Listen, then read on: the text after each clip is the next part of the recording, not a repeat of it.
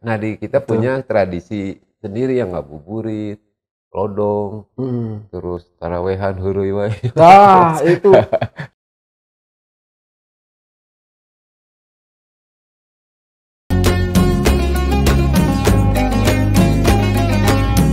Assalamualaikum warahmatullahi wabarakatuh. Sampurasun wargi Unpas, tepang deui sareng Ridwan Simon dina spesialis Ramadan hanya di Unpas Talk pastinya. Dan hari ini kita sudah puasa keberapa ya? Keberapapun puasanya, yang penting kita tetap jalan dan tetap sehat tentunya. Jaga kesehatan juga untuk wargi Unpas dimanapun Anda berada. Amin. Dan hari ini spesial Ramadan kita akan kedatangan sosok yang sangat luar biasa. Amin. Beliau itu kadang-kadang gini ya, warga Unpas, ada yang mempersepsikan, apa ya, bukan mempersepsikan, pokoknya gitulah ya. Ada yang mengira kalau sosok yang satu ini adalah lulusan dari sastra, UPI atau Unpad lah ya, nggak tahu ya. Pokoknya dari sastra lah. Kenapa? Karena kepiawaian beliau yang sangat luar biasa gitu kan. Padahal nyatanya beliau ini adalah S1-nya justru dari jurnalistik, S2-nya ITB, S3 juga ITB. Pokoknya orangnya sangat luar biasa, sangat kalem, berbeda sama saya pastinya. Tapi orang kalem pasti disatuin sama orang seperti saya. Dan inilah dia. Saya panggil Kang HW, luar biasa. Assalamualaikum. Waalaikumsalam warahmatullahi kumaha da, wabarakatuh. Mang? Kang HW. Pangestu. Gini Kang HW. Kenapa sih orang-orang sampai apa namanya ya, salah mengira gitu bahwa Kang HW itu adalah sosok sastrawan yang lulusan S1-nya sastra. Nah, bener nggak sih ada yang ngomong gitu? Sering. Sering ya? Mohon, sering pisan. Mungkin karena ini aja Kang, karena kebetulan saya sering banyak ikut ngumpul dengan teman-teman yang suka nulis tadinya. Termasuk yang suka nulis bahasa Sunda, dalam bahasa Sunda. Sehingga banyak yang nyangka saya lulusan studi Sunda di IKIP Bandung. Dulu kan ada IKIP. IKIP ya? Oh iya. Dan kebetulan rumah juga di situ. Dulu. Oh di daerah situ. Daerah situ. Berarti Jadi, orang tua Bapak dosen di situ? enggak, bukan. Cuma kebetulan tinggal di situ. Pernah tinggal di situ. Pernah tinggal di situ. Di sekitar Stan Bajuri. Terus suka main memang ke kampus IKIP dulu. Oh iya. Tapi pernah ada alumni IKIP yang kirim email minta biodata untuk update. Untuk tracer Data alumni. Saya belum pernah masuk. Luar biasa. Satu lagi Kang HW. Kenapa Kang HW ini kan nama lengkapnya yang saya tahu Dr. Haji Wawan Setiawan MSN. Kenapa jadi HW? Pertama itu sebetulnya nama ayah saya. Ayah saya HW Sulaiman, saya HW Setiawan, cuma itu Mas Sulaiman yang ini Setiawan. Kedua waktu saya jadi wartawan, yang namanya Wawan itu ada 3 kayaknya satu ruangan. Pusing yang ada Wawan editor bahasa, ada Wawan yang ini dari Bandung, ada Wawan satu lagi. Ya udah daripada Wawan A B ini si HW aja. Si HW. Tapi jadi mantap namanya jadi. Oke, itu warga Unpas ternyata sejarahnya seperti itu ya. Kang HW sendiri kan sekarang istilahnya diberi amanah untuk memegang lembaga budaya Sunda di Unpas ya. Di Unpas. Itu kalau boleh tahu kegiatannya apa saja sih Kang HW? Sebetulnya yang kegiatannya yang paling pokok Kang itu menerjemahkan visi misi Unpas sendiri. Kan Unpas maunya kalau saya singkatnya ya Sunda Islam. Visi misinya ya. Jadi dalam arti mengembangkan kegiatan-kegiatan yang berkaitan dengan pemeliharaan dan pengembangan budaya Sunda. Juga ada syiar Islamnya. Makanya ada 2 lembaga, ada Lembaga Budaya Sunda sama Lembaga Pengkajian Syiar Islam. Nah itu tugasnya yang pokok sih nerjemahin. Yang kedua sebetulnya Kang, kan ada mata kuliah budaya Sunda di semua ini. Kang HW kan koordinatornya. Harus mengkoordinasikan materi kuliah budaya Sunda yang wajib di Unpas. Gitu. Iya. Ketiga paling kerjasama Kang sama lembaga-lembaga lain. Kita baru selesai kan kerjasama dengan majalah Mangle menyelenggarakan lomba penulisan cerita pendek. Bikin cerpen Sunda gitu Kang? Cerpen dalam bahasa Sunda. Ternyata Kang dalam tempo sekitar 3 minggu 1 bulan diumumkan infonya, terkumpul lebih dari 200 cerita pendek, hampir 300-an, Kang. Dan banyak karya penulis muda loh, Kang. Jadi ini sebetulnya kalau minat karep menyerat gitunya, minat menulisnya masih tinggi, Kang. Cuman mungkin ya? Soal kanalisasinya kumaha gitu, Kang. Oh iya, itulah kembali ke situ ya. Ya kita kerjasama dengan Mangle, terus kita juga kemungkinan nanti akan ada kerjasama juga dengan Les Bumi Jawa Barat, Kang. Ada siaran kayak gini juga, kegiatan talk show yang berkaitan dengan budaya Sunda. Ketuanya yang baru kan sekarang pengurusnya baru pernah berkunjung ke tempat kami di kita di Unpas, menjajaki ada kerjasama nggak di antara LBS Unpas dan Les Bumi untuk mengisi materi-materi wacana publik seperti ini gitu, kan. Begitu ya. Pokoknya semua hal yang berkaitan dengan budaya di Unpas itu, harusnya Unpas, memang di situ. Beliau lah ya yang menangani segala sesuatu. Di samping yang rutin ya kan kayak wisuda gitu kan, sudah pasti ada ada sajian elemen kesenian Sundanya. Biasanya juga melibatkan staf kita. Iya. Oh iya, Kang Hawe juga tetapnya ngajar di DKV, Kang. DKV ya. Tadinya di sastra itu. Tadinya di sastra, ya. Inggris. Kemudian kan waktu itu ada peraturan yang apa sih, Kang? Oh, linearitas kayak gitu. Karena dianggapnya saya S2 dan S3-nya di visual. Jadi lebih cocok rupanya di desain DKV, komunikasi visual. Kebetulan saya ikut ngajar juga di situ gitu. Ya udah. Di situ aja sekarang. Nah, tetapnya di situ ya. Di situ kan. Home base-nya di DKV, kan. DKV Fakultas Ilmu Seni dan Sastra ya. Sekaligus ngembangin hobi gambaran. Oh iya. Itu sama Kang Budi Dalton juga katanya terinspirasi dari Kang Hawe ya bikin sketsa kayak gitu ya. Waktu saya bikin sketch waktu kunjungan di Bali, Kang Budi lewat. Iya. Mungkin karena tidak ada temen gitu, dia nyewa motor. Dia duduk-duduk. Saya bilang, mendingan ikut gambar, Bud. Jadi apa namanya terinspirasi juga dari Kang Hawe. Nah, wargi Unpas itu tadi narasumber kita luar biasa kan. Nah, jadi pastinya akan sangat menarik dan inspiratif untuk kita semua. Sekarang kita mengarah ke Ramadannya nih, karena beliau ini ahli budaya, beliau juga memiliki darah Sunda yang kental sekali, pasti ngalamin apa yang terjadi pada bulan Ramadan. Nah, kita ingin flashback ke masa lalunya beliau. Seperti apa sih bulan Ramadan zaman dulu? Gitu. Kan zaman dulu mah kan gini ya, sebelum pelaksanaan puasa itu atau sebelum Ramadan itu ada istilah mandi di sungai. Iya, gitu loh. Iya dong. Itu benar cerita seperti itu. Seperti apa nih Kang? Kalau gimana nih ceritanya? Perasaan ada doa-doanya juga ya. Oh, ada doanya juga? Bukan doa ya. Semacam kereteg gitu diniatkan bahwa besok saya akan mulai melaksanakan saum Ramadan sekarang membersih gitu, Kak. Biasanya oleh ibu saya disaranin gitu. Jadi kita membersihkan diri menjelang ini sebelum masuk ke Ramadan. Sebelum masuk Ramadan kan ya? Sebelum masuk Ramadan. Terus ketika sudah masuk Ramadannya, ya ada kegiatan ngabuburit kan? Ya, betul. Terus. Tapi sebelum ngabuburit, ada lagi setelah mandi bersih-bersih segala macam, ada munggahan. Munggahan. Itu istilah munggahan itu apa tuh? Munggah itu kan naik, Kang. Oh, asal kata dari munggah gitu ya? Menuju ke unggah ya, unggah naik ya. Munggah berarti kita sebetulnya kayak meniti satu titian masuk ke bulan yang dimuliakan gitu loh, munggah. Tapi yang diterjemahkan sehari-harinya munggahan biasanya kumpul sama sanak kerabat kan. Makan bersama. Seolah-olah gitu ya. Semacam perjamuan terakhir menuju sebelum kayaknya botram gitu lah ya. Botram biasanya gitu. Oh, kalau arti harfiahnya sih naik ya.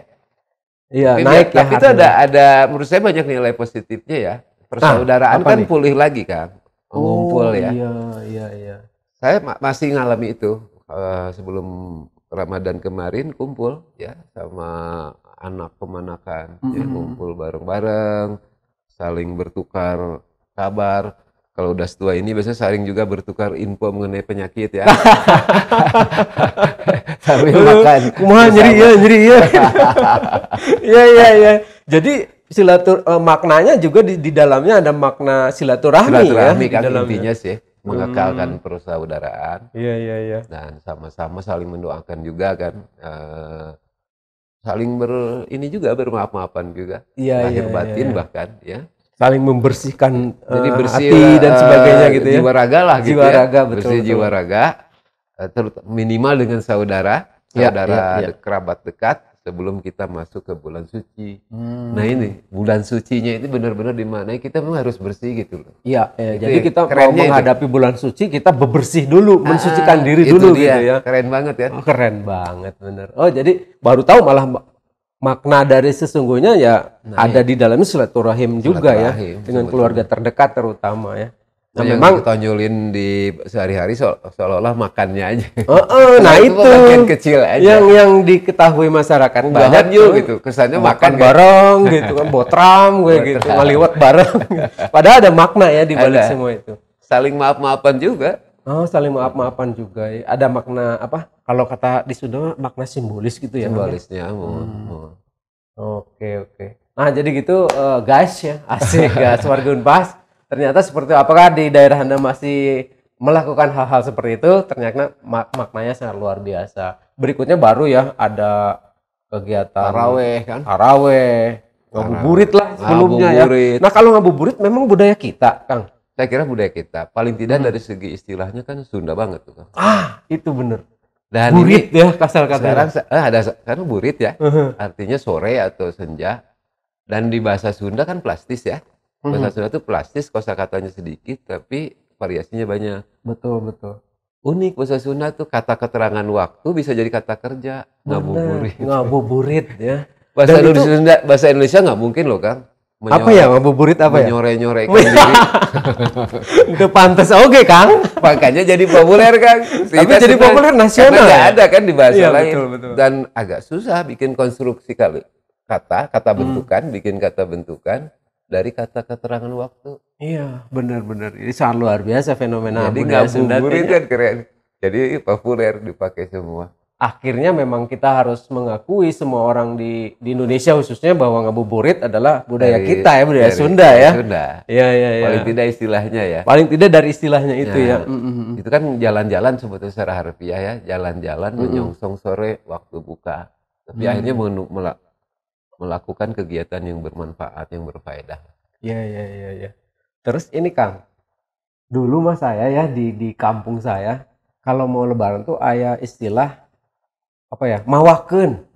Ngalaman nggak? Oh iya. Mawakeun saling itu, berkirim kan? Iya betul. Saling berkirim rantang biasanya dulu. Rantang yang dari apa kayak semacam seng apa itu? Ya kayak gitulah ya. Apa sih? Ada yang belang-belang dan sebagainya kayak gitu. Diantar keliling ke paling enggak tetangga atau kerabat dekat. Kerabat ya. Yang agak jauh dipakai kendaraan. Saya masih ingat itu si kuahnya itu kadang-kadang ke pinggiran rantang. Oh iya. Di perjalanan tergoyang-goyang. Kadang-kadang kembali lagi ke kita Kang. Iya betul. Asalnya kayaknya kita yang ngirim cabai hijau ini. Rupanya dari kita ke B dikirim lagi ke C dikirim lagi ke D, saling berkirim. Jadi ngurilingnya gitu ya Kang. Anak-anak sekarang belum tentu tahu ya Kang. Ada, anak saya aja nggak tahu. Nggak tahu ya? Tangan kayak gitu kan. Nggak ngalamin. Ini fenomena yang luar biasa di masyarakat kita ya dalam mengisi Ramadan dan sebagainya. Bebeledugan masih kalau bebeledugan, tapi di kampung ya. Itu apa? Lodong. Oh masih ya, masih ada. Tapi beda kan materinya udah geser, platformnya udah geser. Oh dulu kan pakai bambu. Sekarang udah pakai paralon. Disambung sama, kalau saya lihat di Ciamis dan di Subang beberapa hari lalu disambung dengan paralon itu disambung dengan bekas bagian atasnya leher botol yang minuman 1 liter. Oh air mineral gitu ya? Udah gitu. Kalau dulu kan bahan bakarnya karbit. Iya betul. Sekarang saya tanya ke anak-anak bahan bakarnya apa deh? Spiritus katanya. Mungkin lebih mudah. Ya lebih mudah ya kalau dari letusannya masih kencang. Nah itu masih ada, tetapi untuk di wilayah Pelemburan lah gitu. Kalau di kota kayaknya Anak saya nggak ngalamin tuh yang cowok beledugan karbitnya. Iya, lodong ya. Lodong. Nah, dulu inget ya pakai karbit gitu ya kan. Karbit kan? Sekarang spiritus. Spiritus. Oh, lebih Sampai simpel didengerin kan si karbitnya udah. Dulu mah iya kan apa ya ngagolak lah gitu ya. Setelah itu Untuk meyakinkan itu baru. boom, iya. Dan bisa antar kampung itu kan, saling berlombanya. Oh iya? Iya, saling beradu. Oh, saling gitu. tembak menembak gitu. Seru juga ya.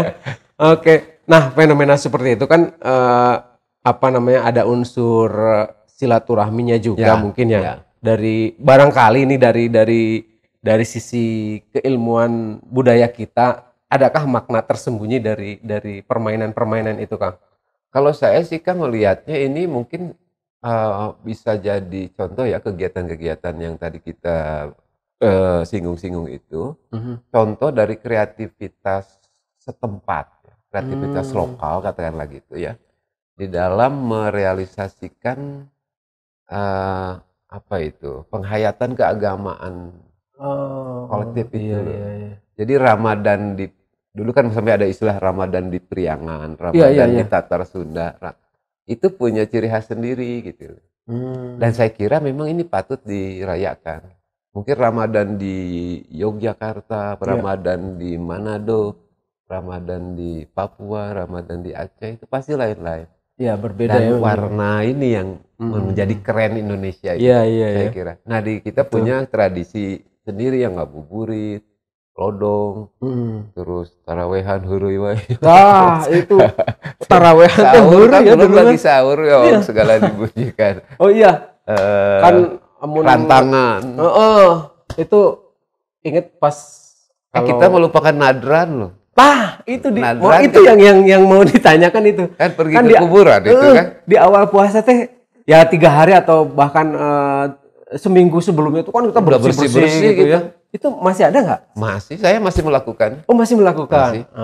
Jadi itu semacam momen reuni ya buat saya. Betul. Reuni bukan hanya dengan yang masih hidup, reuni dengan yang sudah Iya, tidak ada seolah-olah ya. Iya, betul. Maksudnya untuk memelihara ingatan aja ya. Betul. Ingatan, jadi ya kuburannya dibersihin, kadang diperkenalkan ke anak-anak, ini loh nenek kamu, kakek kamu gitu loh, atau buyut kamu. Ngambil cerita lah, ada narasinya. Iya. Akhirnya simbol silaturahim lagi ya di situ ya. Jadi merayakan keluargaan, kalau bagi saya sih momentum Ramadan ini. Iya. Nah, untuk wargi Unpas yang belum tahu nadran, ya anak-anak muda nih terutama yang belum tahu nadran, itu kita datang ke kuburan, bawa bunga ya. Bawa air untuk disiramkan ya, air bersih. Kalau kita mah di lembur saya mah nyekar bisa atau nyekar itu asal katanya apa ya kalau boleh tahu? Dari sekar kan, bunga. Oh, bunga. Oh, stok. Nyekar menabur bunga kan. Iya. Menaburkan bunga. Sekar itu bunga ya, baru ingat. Iya, benar. Ternyata semua kata-kata Sunda itu ya itu tadi luas maknanya. Dari bunga jadi nyekar. Kata jadi kerja nyekar. Iya. Perba kan? Betul. Kalau sekarnya nominanya kan. Iya. Itu plastis. Bener. Itu nadran, istilahnya bisa nyekar, bisa nadran ya kita ke kuburan. Bisa nyekar, bisa nadran ya, tergantung daerahnya mungkin ya. Nanti akan diulangi kegiatan sejenis di akhir Ramadan. Oh, pas Lebaran. Datang ke makam lagi ya kita. Tempat pertama setelah salat Idul Fitri yang saya alami, yang dikunjungi ya kuburan. Oh, salaman di rumah langsung ya kuburan. Oh. Iya, memang sih masih. Dan ketemu saudara jauh biasanya di kuburan. Di kuburan, betul. Karena semua punya titik yang sama. Punya titik sama. Jangan-jangan menyimbolkan bahwa suatu saat nanti kita bakal berkumpul di tempat yang sama. Oh, sekarang di mana? Di Jakarta, sekarang di London mungkin, di mana? Di kuburan ketemunya. Ya, betul. Luar biasa. Tapi memang ya dengan saudara jauh, dengan kerabat dan lain sebagainya, kita bisa berkumpul tuh salah satunya kalau ada yang meninggal ya. Dan Lebaran menjadi salah satu media untuk bertemu. Betul. Ya. Itu dia persis. Mediumnya di Ramadan terasa banget itu. Iya. Reuni. Kalau bagi saya reuni itu. Oke, untuk warga Unpas yang mau bertanya silahkan di Unif_Pasundan ya. Instagram kita yang mau bertanya, yang ingin tahu bagaimana bulan puasa zaman baheula, mumpung ada ahlinya silahkan di @univ_pasundan. Terus gini Kang, kalau mudik itu kan asa Sunda gitu Kang, kata mudik Ya, teh. memang. Dan menjadi budaya untuk pulang kampung gitu. Ya. Apakah benar seperti itu? Mudik itu bahasa kita, bahasa Sunda? Bukan sih, kalau mudik kelihatannya bahasa Melayu. Oh, bahasa Melayu. Tapi konstruksinya, kata bentukannya memang dekat dengan seperti terasa Nyunda ya. Mudik Terasa Nyunda, seperti benar. munggah. Nah, Dan itu. kayaknya pas gitu. Ada munggah, ada mudik. Ya. Itu kan dari udik. Oh, udik. Mudik tuh berarti bergerak ke udik. Udik itu? Udik itu hulu sungai Kang dalam bahasa Indonesia. Udik itu hulu Hulu sungai. Dulu kan mungkin ya dalam sejarah peradaban di Nusantara, sungai kan jalur transportasi terpenting Kang. Oh, Sebelum iya, kita iya. mengandalkan jalan transportasi darat ya, jalan raya, aspal, rel kereta, sebelum kenal itu semua, saya sih membayangkan sungai memainkan peranannya. Sampai Iya, sekarang pun kan di beberapa daerah, termasuk di Jawa Barat saya kira, masih ada fungsi sungai untuk paling tidak mengirim bambu ya. Oh, masih betul, ya. betul. Nah, udik itu bagian hulu Kang. Jadi bagian hulu, atau dengan kata lain ada arti harfiah di kiasannya. Udik itu sumber atau asal muasal kita. Oh, Mudik berarti kembali ke asal kita. Iya. Mudiknya. Ini juga fenomena yang khas Indonesia. Betul. Saya kira ya. Saya dengar ada sih di mana di India atau di Cina ya, saya nggak tahu ada kegiatan semasif itu. Tapi yang pasti mudik ini menurut saya migrasi yang sangat masif, yang ya contoh ininya di Indonesia terjadi kan masif dalam dilihat dari berbagai moda transportasinya Kang. Masif dalam arti luasan area geografisnya. Dan terlebih-lebih jumlah orang jumlahnya ya yang sangat membludak gitu. Bikin macet lah kalau mau lebaran itu ya. Nah, itu dan itu luyu sareng kebiasaan orang sesuai sama kecenderungan di Tatar Sunda juga. Ingat ke kampung halaman. Oh iya. Supaya henteu lali ka Purwadaksi kan. Oke. Lali ka Purwadaksi itu warga Unpas tidak lupa kepada asal usul ya gitu. Dari mana kita berasal.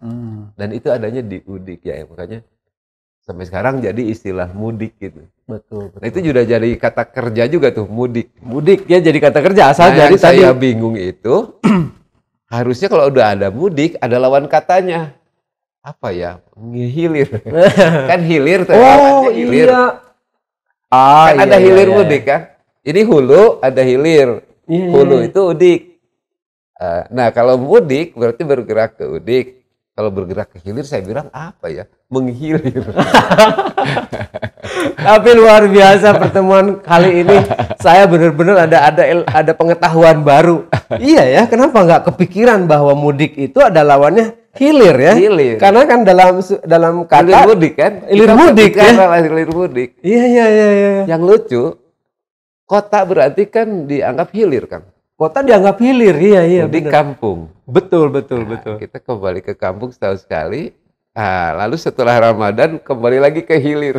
Kembali lagi ke hilir. Saya nih lagi sedang dihilir kan berarti. Harusnya ya. Sekarang ini. Nanti setelah Ramadan ya harus mudik. Harus mudik. Akan kayak gitu, misalnya kalau dari mana, Tasikmalaya atau Sumedang sama kan. Abdi di Subang, mudiknya ke Subang. Mudiknya ke Subang. Padahal dari segi kata mudik itu adalah hulu ya. Hulu sungai. Hulu sungai ya. Kadang-kadang orang udik itu berarti orang hulu sungai atau orang kampung. Ya. Oh, sebutannya. Arti luasnya bisa juga orang kampung, orang gunung. Orang Sunda kan seperti disebut orang gunung. Iya betul. Karena memang tinggi. Kita berada di dataran tinggi ya. Dataran tinggi ya. Iya. Parahyangan gitu. Parahyangan. Oh iya, ini kebetulan ngomong Parahyangan. Apa sih arti Parahyangan, Kang? Mungkin dari hiang Kang. Hiang itu kata sandang ya untuk untuk dewa lah, Untuk dewa. atau apa roh yang tinggi, yang sakral. Ya. Dari hyang jadi rahyang kan. Rahyang juga kata sandang untuk sosok suci biasanya. Rahyang tak ya, ada juga. Jadi hyang, rahyang, parahyang. Parahyang lagi sama jadi lebih plural kan. Iya. Nah, bisa jadi ada juga bentukan kayak tadi kata dasarnya hyang ditambah imbuhan paan. Kayak imbuhan paan itu dalam bahasa Sunda akan berarti menunjukkan tempat. Pasundaan kata itunya kan Sunda. Iya. Pasundaan berarti tempatnya orang Sunda atau tempatnya budaya Sunda. Diringkas lagi Pasundan. Parahyangan berarti tempat parahyang, tempat rahyangan. Nah, kita kan tinggal di parahyangan, berarti kita dewa dong. Tempat roh-roh kedewaan. Oh, berarti jangan-jangan kahyangan orang Sunda keturunan hyang ya. Iya. Atau tempat yang dicintai oleh para dewa. Oh, iya. Karena datarannya kan tinggi, Bang. Betul. Tinggi, gunungnya banyak, sakral. Ya, seperti buku Akang, kita mempelajari budaya Sunda itu dari gunung dulu kan. Ya. Baru kita akan tahu seluk-beluk Sunda itu seperti apa kan gitu ya. Buku yang Akang tulis. Betul, ya. Nah, itu parahyangan, Kang. Iya. Nah, kembali ke Ramadan nih. Pengalaman Akang nih selama, misalnya kan kata Akang tadi di Subang ya. Budaya menghadapi Ramadan di Subang dengan setelah Akang di Bandung, ada bedanya nggak? Beda, Kang. Beda banget. Saya merasa dari kampung ya datang ke sini kulturnya beda. Kalau yang saya paling kerasa kok taraweh di Bandung tertib ya sekarang anak-anak. Zaman saya kayaknya liar gitu. Saya juga ngalamin orang lagi sujud tarik sarungnya kan gitu ya. Atau saya biasa buka kaleng margarin dikasih bolong sedikit di salah satunya yang tidak terbuka, sambung dengan kainnya dikasih minyak tanah, kalau giliran walad-bolin imam ditarik. Tapi memang seperti ilahar ya Kang, hal seperti itu. Ya kalau di kampung saya. Misalnya menali-nalikan sandal pasangannya jadi kacau balau kan, sehingga nanti menimbul kekacauan di akhir salat. Nah, orang tua marah tetapi menikmati juga. Menikmati ya, betul. Termasuk kecepatan sholat ya, punten ya. Ini kita bukan berbicara 23 tentang 23 rakaat kan, Kang? 23 itu ngebut banget kalau di kampung saya. 2 rakaat. Betul. Di kampung saya masih sekarang. Masih ya? Saya kan udah lama di Bandung. Kemarin kan saya ke sana. Ayo jang yuk tarawehan. Pak, masih 20 tilu atuh. Waduh, rada roream. Abdi mah di rarompok kok di bumi. Iya. Jadi masih seperti itu ya. Cepat sekali itu. Cepat itu luar biasa. Benar. Sampai masjid Langgar ya, mohon maaf ini. Langgar di tempat saya dulu sama kami dikasih nama Masjid Jami Al Express. Wah. Luar biasa Al Express. Tapi memang begitu ya. Di lingkungan kita favorit banget. Favorit. Yang dari Kauman pun pada kesini. Datang ke situ ya. Daya pikatnya luar biasa. Untuk kalangan milenial. Kalangan milenial ya. Waktu itu. Tapi di Subang masih ada lilikuran nggak? Masih lah. Masih ya? Untuk yang tradisi lemburnya masih ya. Yang suasana atmosfer lemburnya masih ya. Lilikuran masih. Saya serunya di situ justru banyak makanan. Makanan. Nah, itu dia ya. Iya. Makanan banyak pisan dan bermacam-macam. Betul. Di Bandung gimana? Agak sepi ya, biasa aja ya. Taraweh tertib, terus rantangan nggak ada ya. Ya kadang-kadang ada beberapa inisiatif ya, tapi ada juga yang hal-hal baru, beberapa inisiatif. Dan dorongannya tadinya dari COVID juga kan, waktu kita pandemi. Saling berkirim itu loh kan. Iya. Kita udah curiga kalau ada temen Japri nanyain alamat, asik mau dikirim. Kita juga malu kan kalau kayak gini. Iya. Juga. Iya. Kirim apa kayak buku apa. Bener. Oh, gitu. jadi sudah memang masih ada ya di daerah gitu. Terus konsep ngabuburit, Mm-mm. kalau menurut saya nggak cocok di mall. Tadi kan saya ditanya Oh, ada iya. wartawan, Kang di Iya, mall betul. boleh nggak? Ya bisa aja, cuman kalau di mall kita melupakan burit karena serasa siang terus. Siang terus, Karena caang, tiis. baru sadar sudah malam ketika kita mau naik taksi kan. Betul, betul. Geus peuting. Iya, iya, Kalau di benar-benar, Kang. alun-alun bisa. Di alun-alun kita memang mengharapkan burit. Iya, iya, iya. Sekarang Betul. kan beda Kang, di alun-alun Bandung udah nggak. Udah aneh lah, udah ada Dulu cosplay ya, segala macam, dulu nggak ada. menurut Pak Sarip Amin ya, Mhm. Pak Muhammad Kurdi, dulu pemrednya Sifat Tahunan, koran. Ya, Koran, iya, iya. Tahun 20-an, 30-an, anak-anak Bandung kalau ngabuburit, Mhm. itu nonton itu tuh saat meriam disunut, Oh, tanda buka puasa, tanda buka puasa dulu ya. atau pergi ke bioskop nonton film anak-anak. Film anak-anak. Ada juga. Oh, Ya, orang-orang tuanya cari kuliner. oh begitu. Jadi nggak bebenjokeun lah gitu Asik ya. Nah itu kalau itu dipelihara asik. Kultur alun-alun harus dihidupkan lagi. Kalau Sebenarnya kalau dihidupkan lagi asik ya. kita ngumpul di situ, paling nggak ada ruang publik, buruan itu ya. Kan sekarang Buruan. udah hilang buruan itu. Halaman buruan tuh ya. Halamannya halaman di sekitar rumah yang cukup leluasa, di mana berbagai macam orang bisa memanfaatkannya tanpa harus bayar, ya, ketemu silaturahmi. Jadi di situ ngabuburit kan intinya harus menyenangkan, harus Betul. melibatkan banyak orang dan ada kulinernya. Iya, iya benar. Nah, Itu yang intinya beda ya di seperti Bandung itu. kalau saya yang mengalami karena saya kan pindahan gitu ya dari kampung ke kota, kok ada yang beda. Tapi juga di kampung juga ada yang berubah Kang sama. Ada pasti ya perubahan Sama pasti juga. ada saja ya. Ngadulak masih ada nggak Kang? Ngadulag di kampung masih. Masih ya. Di Bandung nggak tahu ya. Kemarin saya baca berita di Pikiran Rakyat, bedugnya yang di Masjid Tasik itu kulitnya malah sobek. Oh, Berarti nggak akan ada dulag tuh. berarti nggak ada dulak. Wah itu perkusi Iya kan. dulu. Seni. Ya, sekarang perkusi ya. Dulak juga bisa Tapi jadi di Bandung alat kan musik. ada sebetulnya kan baru belakangan nih ya berapa dasawarsa yang lalu ada patung yang bergerak itu yang Oh iya, Pak Haji Geyot ya. Haji Geyot itu kan inspirasinya dari tradisi Ngadulak. dulag ya. Iya, iya. Saya kira untuk beberapa daerah masih Kang. Ada Bahkan makna simbolis nggak Kang di Ngadulak untuk Sunda? Sunda mungkin ya. Tetap sih nggak akan jauh-jauh dari persaudaraan dan kegembiraan ya. Ya, iya. Dulag juga sebetulnya ada cerita pendek yang bagus sekali dari almarhum Asep Romli gitu ya. Satu yang inspirasinya dari Dulag.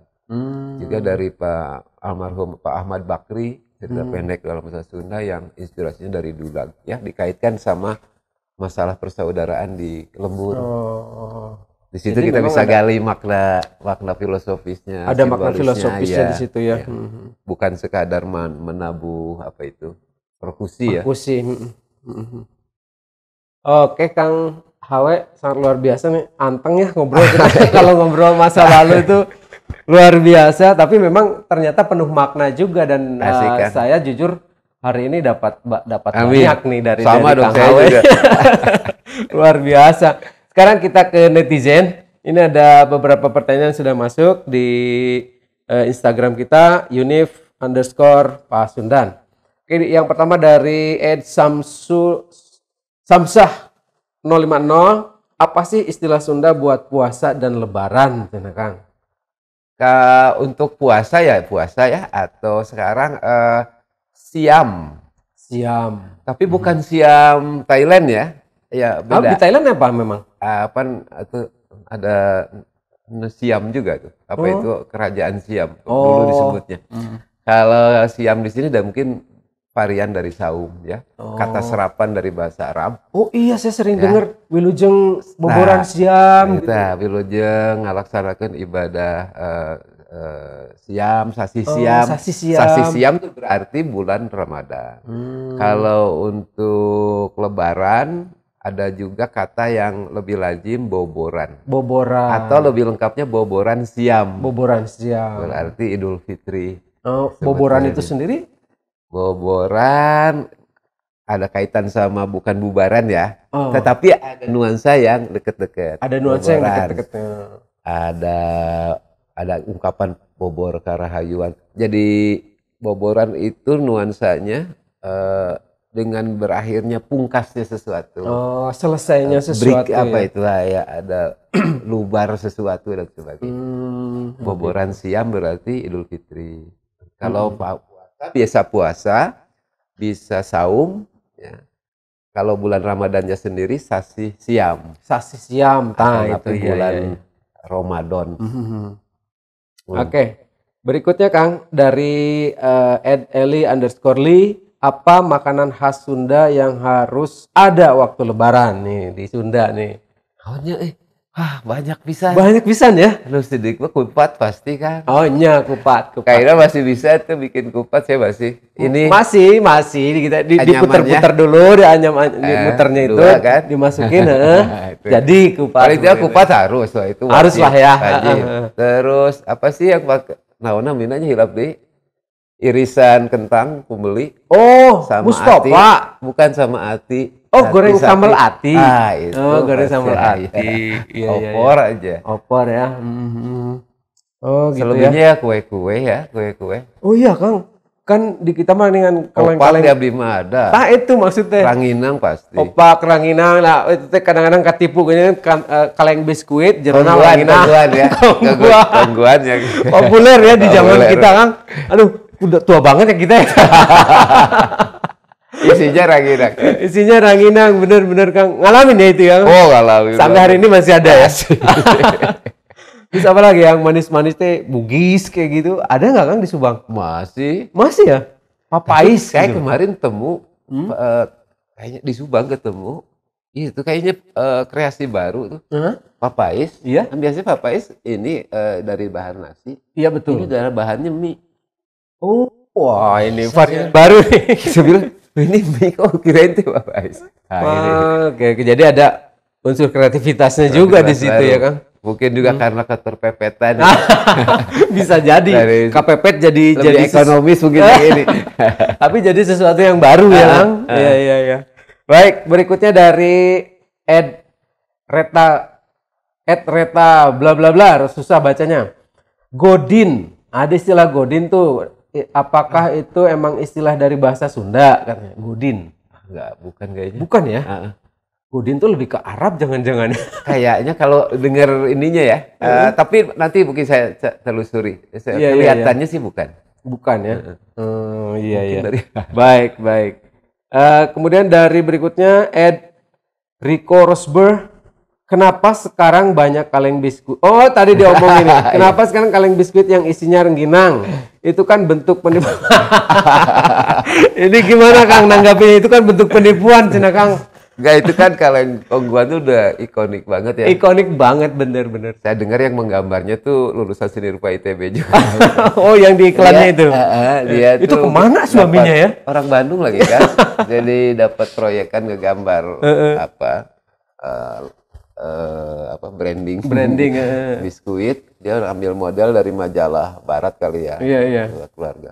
Cuma yang saya penasaran tuh ayahnya kemana? Nah itu yang jadi pertanyaan, ayahnya kemana gitu kan. Nah di kampung, saking populernya kita masuk ke kampung, ada yang kotak kan, yang Iya, panjang, kotak, ada bener. juga yang bulat. Bulat ya betul. Ya kan kalau udah habis sampai ke dasarnya kan numpuk-numpuk tuh berapa. Iya betul. Kalau udah habis Macam-macam sayang gitu kan ya. kalau dibuang.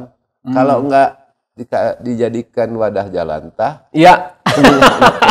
biasanya Jalantah. jadi wadah rangginang. Wadah rangginang, Itu iya sangat bermanfaat. benar.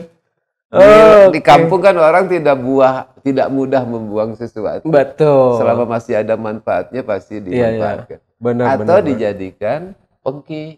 Benar, dia pengki buat sodok sampah ya. Ya, dibagi dua. Dibagi gitu. dua, ya benar Kang. Oke, luar biasa. Nah, itulah itu. fungsi biskuit sesungguhnya. Baik. Luar biasa. Baik, berikutnya dari Ed Arfi Kipli, Pak puasa. Ini benar-benar baru keinget nih. Ada istilah puasa ayakan. Itu masih populer nggak nih sekarang nih puasa ayakan nih? Di kota mungkin enggak ya. Di kota enggak ya? Nah, Mungkin banyak yang nggak tahu Itu juga. kalau di tamsil kota. ya. Puasa ayakan carang sebetulnya. Carang ya. Tapi kadang-kadang nanti disamakan, kerajaan kanu puasa segala dihakan. Puasa. Segala dihakan. Ayakan ada yang tahu nggak ya teman-teman sekarang? Ayakan pastilah ada ya. Ayakan itu Kayak jaring ya, kayak jaring terbuat dari anyaman bambu ya. Tapi kecil-kecil, ada lubang-lubang di biasanya dipakai untuk mengayak sesuatu atau untuk nyair. Oh, nyair ikan ya. Kan. Iya, iya. Kalau zaman saya sih kayak ikan-ikan kecil itu Impun bentur ya. Iya, Dulu iya. sungai kan banyak bentur atau impun. Untuk ngambilnya paling mudah pakai ayakan.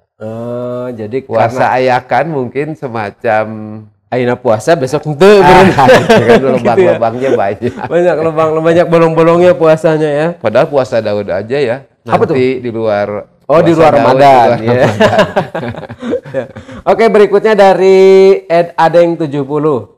Nah, fenomena beli baju lebaran nih katanya nih. Baju lebaran atau baju beduk itu memang dari dulu sudah dianggap wajib, Kang. Gitu, Kang. Kalau wajib sih enggak ya, tapi memang sudah lama menjadi kebiasaan di masyarakat kita. Iya, betul. Saya ingin kembali lagi misalnya ada salah satu novel dari Ahmad Bakri juga ya, salah satu sastrawan Sunda terkemuka, almarhum pernah nulis novel judulnya Sudagar Batik, Kang. Sudagar Batik. Nah itu cerita sedih sebetulnya, kesedihan seorang ibu di malam Lebaran yang anaknya menangis karena tidak sempat dibelikan baju Lebaran dan si ibu lagi kesulitan ekonomi, suaminya jauh di mana gitu. Nah itu terpen novel tahun 70-an ya, udah lama banget. Saya juga mungkin belum lahir kali ya waktu beliau menulis. Nah atau masih kecil. Jadi udah lama, Kang. Jadi kebiasaan aja. Wajib sih enggak, tapi semacam tanda kegembiraan kolektif merayakan keberhasilan melaksanakan ibadah saum, orang membeli sesuatu yang baru. Sebetulnya kan menjadi manusia yang baru harusnya, tetapi dirayakannya dengan cara seperti itu. Iya, hanya wujud perayaan saja mungkin ya, Kang. Terutama untuk kalangan ini, Kang, kalangan di lembur-lembur ya. Harap teman-teman catat ya bahwa di perkampungan, di lembur-lembur, di masyarakat kebanyakan beli baju baru itu tidak bisa saban bulan. Iya, betul. Setahun sekali, justru pada momentum Lebaran. Momentum ini ya, momentum Lebaran. Ganti baju baru ya, sarung baru. Ya, betul. Makanya ya kalau kita ada kelebihan jauh tuh kalau bikin kasih bingkisan, bisa tuh boleh tuh sarungnya atau kerudungnya ya, mukenanya. Saling berbagi dengan sesama yang mungkin kemasan cantik atau gimana. Iya, betul. Karena tidak semua orang, sekarang mungkin akang beli baju bisa tiap bulan.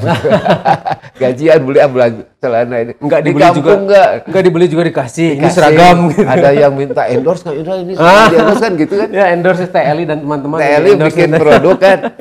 Tolong di endorse. Kita dapat baru ya. Orang di kampung belum tentu bisa seperti itu. Belum tentu, Kang. Makanya kita harus memahami konteks budaya dan sosialnya gitu. Iya. Kewajiban sih enggak ada yang wajib. Tapi ada kebiasaan. Iya. Dan memang pasar berkepentingan. Betul. Perputaran ekonomi ya. Oke, Kang.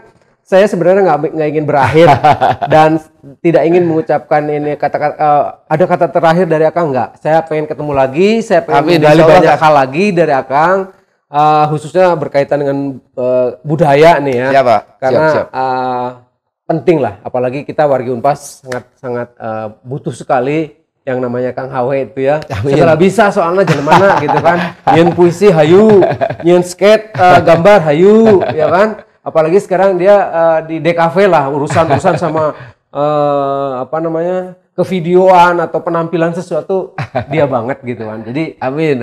Jadi pengen ketemu lagi lah suatu saat lagi, mudah-mudahan Tuhan langsung dah Kang abdi hatur nuhun kesempatan. Mudah-mudahan Allah mencatatkan kita hari ini sebagai ibadah dan mempertemukan kembali pada momen yang lainnya tentunya. Tapi Kang, mungkin ada yang ingin disampaikan oleh Akang untuk wargi Unpas khususnya terkaitan dengan budaya di bulan Ramadan ini, Kang? Ya, itu yang paling saya kira Kang, yang paling penting itu melalui dalam atmosfer Ramadan ya, kita berupaya sebisa mungkin memulihkan persaudaraan dan kegembiraan, kebahagiaan kolektif ya, dengan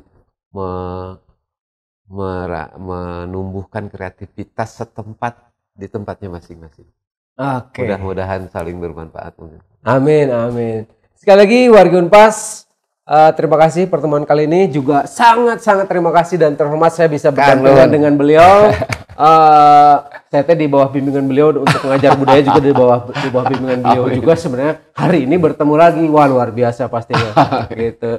Mudah-mudahan Kang ketemu lagi dengan momen yang lebih hebat lagi tentunya. Salam untuk keluarga pastinya, salam sehat selalu, dan warga Unpas, demikian obrolan kita berdua, mudah-mudahan ada guna dan manfaatnya untuk kita semua.